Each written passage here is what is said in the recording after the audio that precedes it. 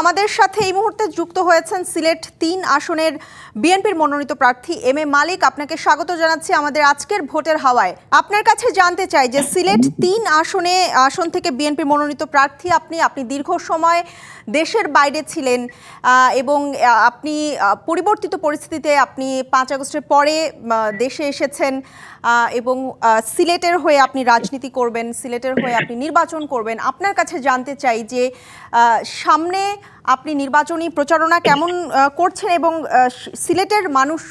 সিলেটের মানুষজনের উন্নয়নে আসলে বিএনপি কি করবে? বিসমিল্লাহির রহমানির রহিম। আসসালামু আলাইকুম। আমারে শুনছেন? শোনা যায়? জি, আপনাকে পরিষ্কার শুনতে পাচ্ছি। জি, থ্যাংক ইউ।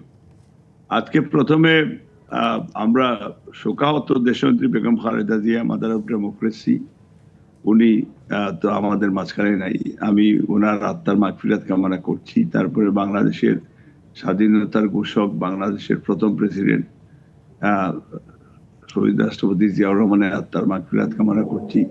মুক্তিযুদ্ধের সর্বাধিনায়ক general M A G Usmani, rear admiral মাহবুব আলী খান সহ, স্পেশালি জুলাই যোদ্ধা সহ যারা এই দেশের জন্য জীবন দিয়েছে, তাদের আত্মার মাগফিরাত কামনা করছি। আজকে আপনি যেটা বলেছেন যে আমরা আমাদের সিলেটে বা বিএনপি কি করবে।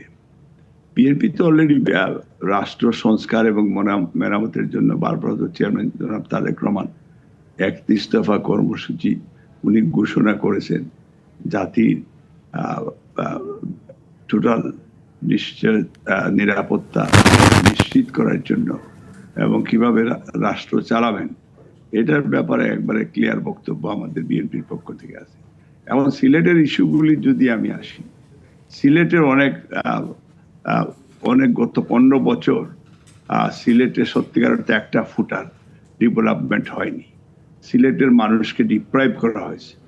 সিলেটের যেটা বিএনপি সরকারের সময় দেশনেত্রী বেগম খালেদা জিয়া সরকার, তখন এম সাইফুর রহমান সিলেটের উনি সিলেটের যতটুকু উন্নয়ন করা প্রয়োজন ছিল সেইগুলি উনি করে গিয়েছেন, কিন্তু এরপরে একটা সিলেটের জন্য কোনো কাজ হয়নি। আপনি দেখেন যে আজকে সিলেটে যদি ঢাকা টু সিলেট, শুধু আমাদের সিলেটের না, ভৈরব সহ আপনি যদি দেখেন ব্রাহ্মণবাড়িয়া, এই রাস্তাটা যেটা 6 লেনের রাস্তা হওয়ার কথা ছিল, কিন্তু এইটা করাপশন, নেপোটিজম কন্টিনিউয়াসলি গত গভর্নমেন্ট করেছে এবং এই জন্য কোনো রাস্তার ডেভেলপমেন্ট হয়নি।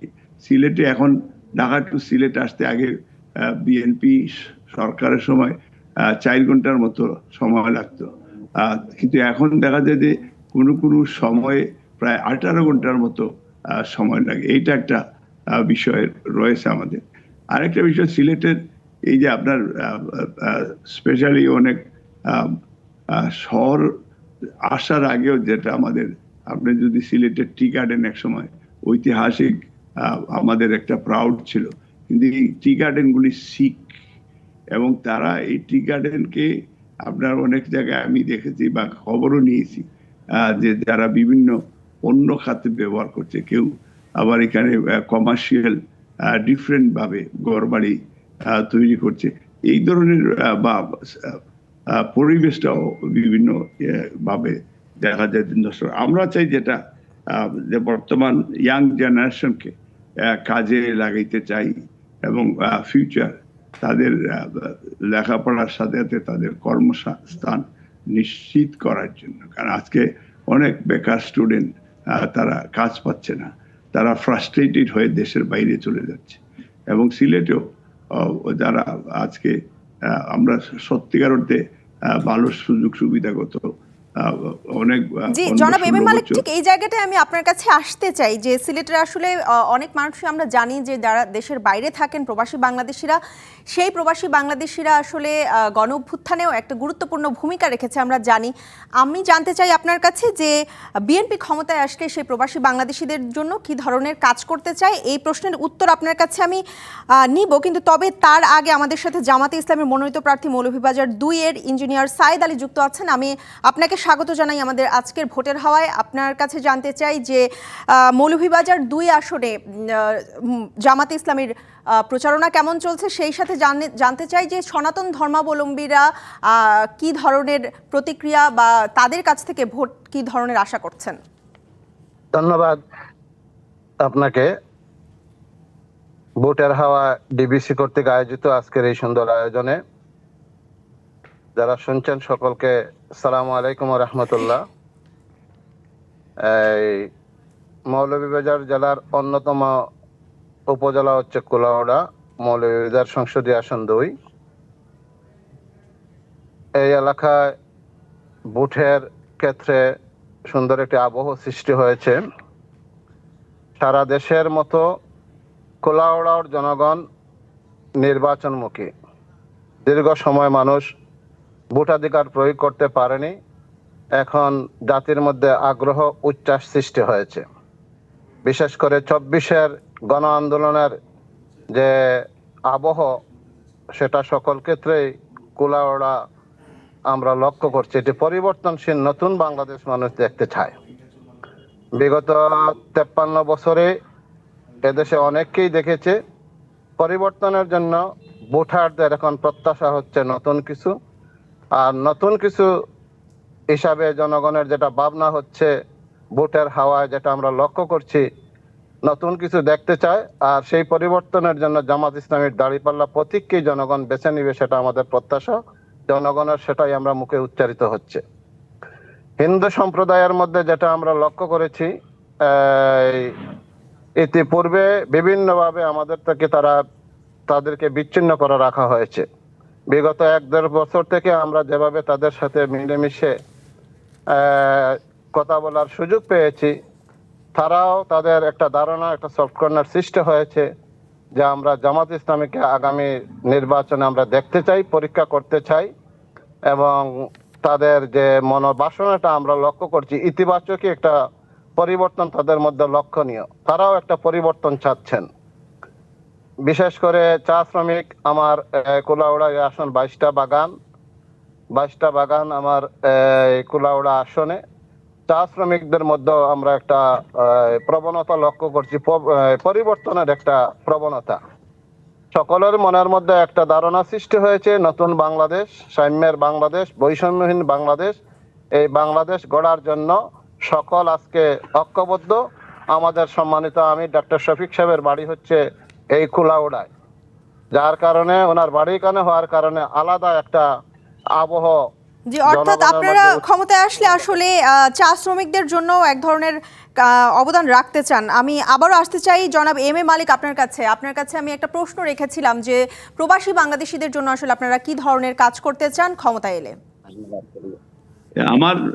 এটা আমাদের সিলেটে ম্যাক্সিমাম ধরেন সৌদি আরব, ইউকে, ইউরোপ, আমেরিকা, সব ওভারঅল সব প্রবাসীদের জন্য দেখেন যে প্রবাসীরা অলওয়েজ ডিপ্রাইভ। প্রবাসীদেরকে আমরা রেমিটেন্স যোদ্ধা হিসাবে আমরা বলি, কিন্তু আমরা দেখেছি যে অনেক ক্ষেত্রে প্রবাসীরা, যেমন উদাহরণস্বরূপ সুরত মিয়াকে ঢাকা এয়ারপোর্টের ভিতরে হত্যা করা হলো, এটার আজ পর্যন্ত কোনো, এই আওয়ামী লীগের সময় এটার আজ পর্যন্ত কোনো বিচার হয়নি। এবং মুঘল কুরেশিকে ঢাকা এয়ারপোর্টের তাকেও হত্যা করা হলো এবং এয়ারপোর্টের ভিতরে হত্যা করা হলো। Very unfortunate, it's a frustrating for us. এবং আজকে দেখেন আরেকটা, যেটা যে ম্যানচেস্টার টু যে সিলেট এবং ঢাকা যে ফ্লাইট, এই ফ্লাইটও তারা এখন বন্ধ করে দিচ্ছে। আমরা চাই, আমরা যেটা স্পেশালি প্রবাসী রেমিটেন্স যোদ্ধা এবং প্রবাসীদের প্রথমেই, বিশেষ করে মিডল ইস্টে শহীদ রাষ্ট্রপতি জিয়াউর রহমানের সময় ম্যাক্সিমাম এই মিডল ইস্টের ম্যান পাওয়ার এক্সপোর্টের তারা করেছেন। এখন আমরা চাই এই যে প্রবাসীদের সন্তানগুলি আজকে ওয়ার্ল্ডের বিভিন্ন দেশে তারা লেখাপড়া করছে, এবং তারা যদিও আজকে সবাই গ্রাজুয়েট, কেউ ডক্টর, ইঞ্জিনিয়ার, ব্যারিস্টার, এবং এইভাবে প্রবাসীদের সন্তানরা আজকে খুব সুশিক্ষিত হয়েছে। এবং আমরা চাই তাদেরকেও ফিউচারে, যাতে এই যে আজকে প্রায় 2.5 কোটি ভোটার হয়েছে এবং ডুয়াল সিটিজেনশিপ, তাদেরও যদি দেশে আসার কমপ্লিট রাইট, আপনারা অর্ধেক এই বৈষম্য নীতি, যদি আপনি ডুয়েল সিটিজেন, যেটা শহীদ রাষ্ট্রপতি জিয়াউর রহমান লন্ডনে আমাদেরকে ডুয়েল সিটিজেনশিপ দেওয়ার উনি করে দিয়েছেন, এবং এটা হয়তো ওয়ার্ল্ডের বিভিন্ন দেশে, আমেরিকায় হয়তো চালু হয়েছে, কিন্তু এদের তার ফুল রাইট এই দেশে দিতে হবে। আপনি আরেকটা জিনিস যেটা ফিউচারে আমরা মনে করি যে প্রবাসীদের যেখানে ভোটাধিকার থাকবে তার বাংলাদেশে তার ইলেকশন করারও একবারে ফুল রাইট তার দিতে হবে।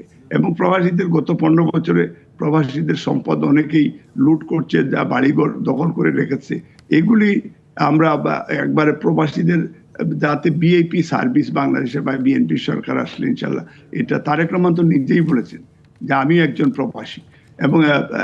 এবং আমাদের সিলেটে ডক্টর জুবাইদা রহমান উনিও প্রবাসী ছিলেন, এখন দেশে উনিও থাকবেন ইনশাল্লাহ। আমরা সিলেটে আমরা সিলেটের উন্নয়নের সাথে, প্রবাসীর উন্নয়নের সাথে সাথে আমরা সিলেটি এখানে আমরা করবো। এবং আমাদের দক্ষিণ সুরমা, ফেঞ্চুগঞ্জ, বালাগঞ্জ খুব অবহেলিত এলাকা, এবং সেই সকল এলাকাগুলোর জন্য আসলে সেই সকল এলাকায় যে মানুষরা আছে